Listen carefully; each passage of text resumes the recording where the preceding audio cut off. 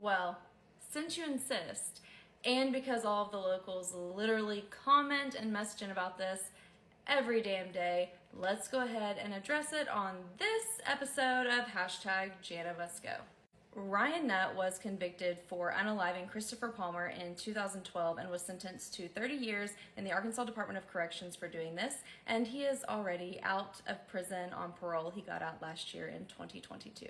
Let's get into it, but before we do, trigger warning, we are going to be discussing domestic violence. In March of 2004, Ryan Nutt was charged with domestic battery in Pike County, and according to the affidavit, he was arguing with his then girlfriend and she asked him to leave. He didn't want to leave. She tries to push him out of the door and turned to pick up her 2-year-old son. At that point, Nutt grabbed her by the arm and hair and shoved her back into the house before fleeing. He pled not guilty, but was found guilty on June 15, 2004, and was ordered to pay a $450 fine.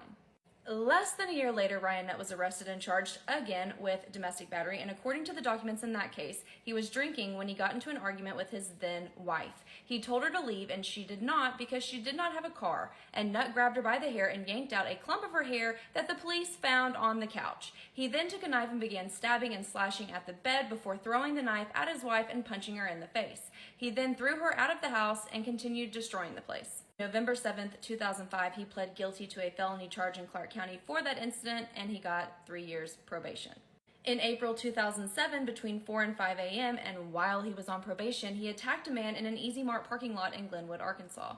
According to an eyewitness statement as well as the police reports, there was a man with Ryan Nutt during this attack, and that man called the worker of the Easy Mart and told him not to call the police.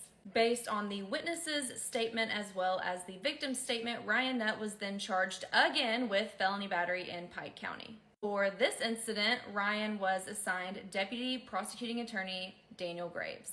On October 19th, just 4 days before this was set to go to trial, the prosecuting attorney, Daniel Graves, asked for a motion for continuance, which was granted by the judge, and so trial was moved from October to December. Despite all of that, Ryan Nutt shows up for trial on the original court date of October 23rd, and none other than Jana Bradford is standing in as the prosecutor on his case.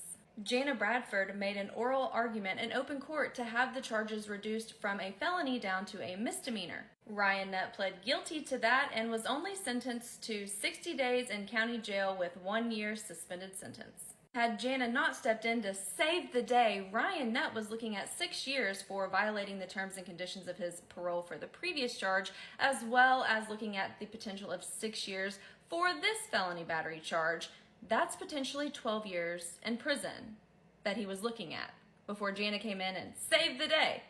Which means on a day that Ryan was not supposed to be in court, he shows up at court, and then all of a sudden, magically, Jana is the prosecutor on a case that she wasn't the prosecutor of. And, well, some might say that, in their opinion, if Jana hadn't done that, Ryan Nutt wouldn't have been out in the free world and been able to stab Chris Palmer to death in 2012.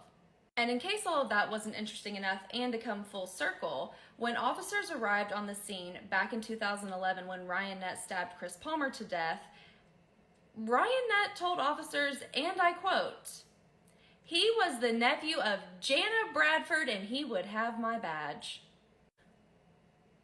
What a strange thing, or some might say it's not, to say to an officer who arrives on scene and found that you've just stabbed a man.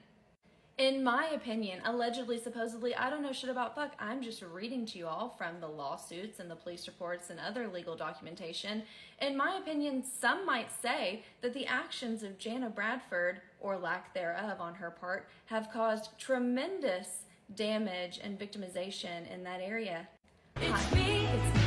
I'm the problem, it's me. Make sure to go watch my hashtag Jana Must Go folder. If you want to help spread the word and expose this story, make sure to go to the comment section, hit that repost button, and comment hashtag Jana Must Go to help expose the hell out of this story. Make sure to like and follow, and I will see you guys on the next video.